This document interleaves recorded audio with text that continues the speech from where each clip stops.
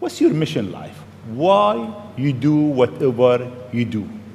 In terms of the motivations, I guess the sort of kind of a long version of the explanation, but essentially, when I was a kid, I was wondering kind of what's the meaning of life, like why are we here, what's it all about, and I came to the conclusion that what really matters is trying to understand the right questions to ask, and the more that we can increase the scope and scale of human consciousness, the better we are able to ask these questions. And so I think that there's certain things that are necessary to ensure that the future is good, and some of those things are, in the long term, having long-term sustainable transport and sustainable energy generation, and to be a spacefaring civilization, and for humanity to be out there among the stars and be a multi-planetary species. I mean, I think being a multi-planet species and being out there among the stars is important for the long-term survival of humanity, and that's one reason, kind of like life insurance for life collectively, life as we know it. But then the part that I find personally most motivating is that it creates a sense of adventure, and it makes people excited about the future. If you consider two futures, one where we are forever confined to Earth until eventually something terrible happens, or another future where we are out there on many planets, maybe even going beyond the solar system, I think that second version is incredibly exciting and inspiring, and there need to be reasons to get up in the morning. Life can't just be about solving problems. Otherwise, what's the point? There's got to be things that people find inspiring and make life worth living. And I think it's also important to reason from first principles rather than by analogy. So the normal way that we conduct our lives is we reason by analogy. We're doing this because it's like something else that was done, or it's like what other people are doing. Me Too type ideas. Yeah, slight iterations on a theme, and it's kind of mentally easier to reason by analogy rather than from first principles. But by first principles is kind of a physics way of looking at the world, and what that really means is you kind of boil things down to the most fundamental truths, and say, okay, what are we sure is true, or as sure as possible is true, and then reason up from there. That takes a lot more mental energy. Give me an example of that. Like, what's one thing that you've done that on that you feel has worked for you? Sure. So somebody could say, in fact, people do, that battery packs are really expensive, and that's just the way they'll always be, because that's the way they've been in the past. You're like, well, no, that's pretty dumb, because if you applied that reasoning to anything new, then you wouldn't be able to ever get to that new thing. Right. It's like you can't say, horses. Nobody wants a car because horses are great and we're used to them and they can eat grass and there's lots of grass all over the place, and there's no gasoline that people can buy, so people are never going to get cars. Right. People did say that. And for batteries, they would say, it's going to cost. Historically, it's cost $600 per kilowatt hour, and so it's not going to be much better than that in the future. And you say, no, okay, well, what are the batteries made of? So first principles would be to say, okay, what are the material constituents of the batteries? What is the spot market value of the material constituents? So you can say, okay, it's got cobalt, nickel, aluminum, carbon, and some polymers for separation, and a steel can. So break that down on a material basis and say, okay, what if we bought that in the London Metal Exchange, what would each of those things cost. Like, oh, geez, it's like $80 per kilowatt hour. So clearly, you just need to think of clever ways to take those materials and combine them into the shape of a battery cell, and you can have batteries that are much, much cheaper than anyone realizes. Now let me just break it to you, the fools out there. If you don't make stuff, there's no stuff. Yeah. Press the bell icon on the YouTube app and never miss another update. Now, when you say civilization's fragile, do you mean because of this COVID-19 that's going on right now? What's that? I never heard of it. It's this thing. Yeah, no. It's like some people just get a cough. No idea what you're talking about. Other people, it gets much worse. I mean, this certainly has taken over the mind space of the world to a degree that is quite shocking. Yeah. Well, out of nowhere. That's what's crazy. It's like you go back to November, nothing. Now here we are, December, January, February, March, April, May, 6 months. Totally different world. I kind of saw this whole thing play out in China before it played out in the U.S. So it's kind of like watching the same movie again, but in English. I think the mortality rate is much less than what say the World Health Organization said it was. It's very much less. It's like probably at least order of magnitude less. Well, it seems to be very deadly to very specific kinds of people and people with specific problems. Yeah, I mean, if you can look at the mortality statistics, by age and whether they have comorbidities, like do they have like basically existing conditions, and by age,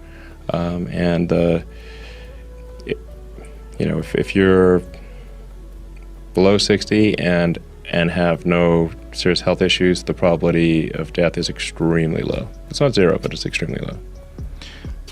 They didn't think that this was the case, though, when they first started to lock down the country. Do you think that it's a situation where once they've proceeded in a certain way, it's very difficult to correct course?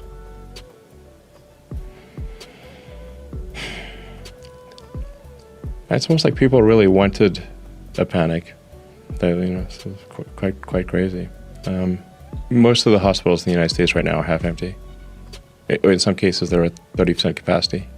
And is this because they've decided to forego elective procedures and normal things that people would have to go to the hospital for?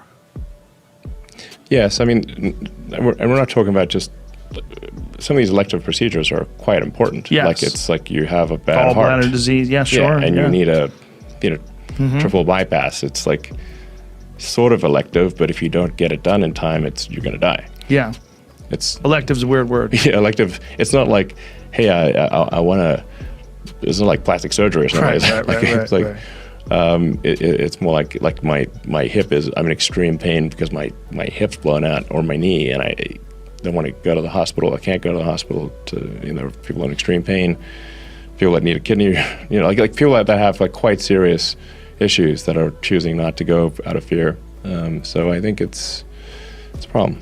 It's not good. It seems like the state of public perception is shifting. It is. Like people are taking some deep breaths and relaxing, and because of the statistics and essentially across the board, it's being recognized that it's not as fatal as we thought it was.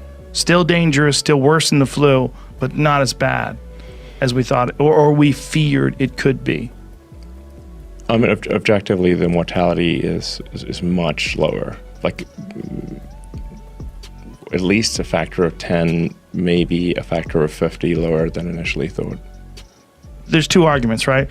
The one argument is we need to keep going, protect the weak, protect the sick, but let's open up the economy.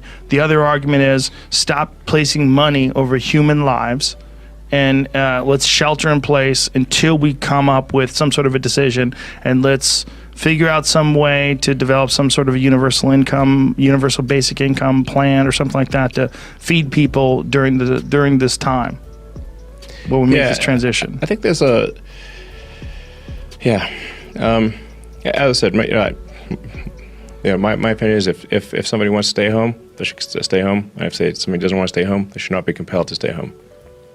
That's my opinion. Do you think that... And if somebody doesn't like that, well, that's my opinion. This notion though that you can just sort of send checks out to everybody and things will be fine is not true. Obviously, there's some people have this absurd view that the economy is like some magic horn of plenty. Like it just makes stuff, whatever. It just there's a magic horn of plenty, and the goods and services they just come from this magic horn of plenty. And then if somebody has more stuff than somebody else, it's because they took more from this magic horn of plenty. Now let me just break it to you, the fools out there. If you don't make stuff, there's no stuff. Yeah. So if you don't make the food, if you don't process the food, you don't transport the food, and medical treatment, getting your teeth fixed, there's no stuff. I would become detached from reality. You can't just legislate money and solve these things. If you don't make stuff, there is no stuff. Obviously, we'll run out of the stores. We'll run out of the machine just grinds to a halt. What's the way out of this? What do you think is if you had the president's ear, or if people wanted to just listen to you openly, what do you think is the way out of this? Let's clear up the data. So, like I said, just make sure we record it as COVID only if it is somebody has been tested, has received a positive COVID test, not if they simply have symptoms, one of 100 symptoms. And then if it is a COVID death, it must be separated. Was COVID a primary reason for death, or did they also have stage 3 cancer, heart disease, emphysema, and got hit by a bus and had COVID? Yeah, I've read all this stuff about them diagnosing people as a COVID death despite other variables. This is not a question. This is what is occurring. And where are you reading this from? Where are you getting this from? The public health officials have literally said this. This is not a question mark. Right. But this is unprecedented, right? Like if someone had the flu but also had a heart attack, they would assume that person died of a heart attack. Yes. Yeah. So this is unprecedented. Is this because this is such a popular, I don't want to use that word the wrong way, but that's what I mean, a popular subject? And financial incentives. Yes, and like I said, this is not some sort of a moral indictment of sort of hospital administrators. It's just they're in a tough spot here.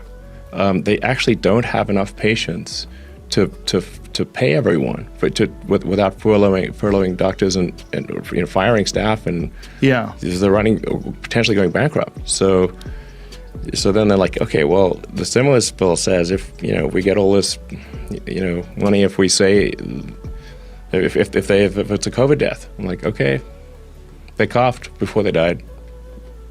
In fact, they're not even diagnosed as COVID. They simply, if you had weakness, a cough, shortness of breath. Like, frankly, I'm not sure how you die without those things. Yeah. Right. There's so many different things that you could attribute to COVID too. There's so many symptoms. There's diarrhea, headaches, dehydration, cough. Yeah. Yes, but to be clear, you don't even need to have gotten a COVID diagnosis. Right. You simply need to have had one of many symptoms and then have died for some reason, and it's COVID. So then it makes the death count look very high. And then we're then stuck in a bind because it looks like the death count's super high and not going down like it should be. And now, so then we should keep whatever, keep the shelter in place stuff there and keep people in their home, confine people to their homes. So we need to break out of this. We're stuck in a loop. Yeah. And I think the way to break out of this loop is to have clarity of information. First of all, we need real data.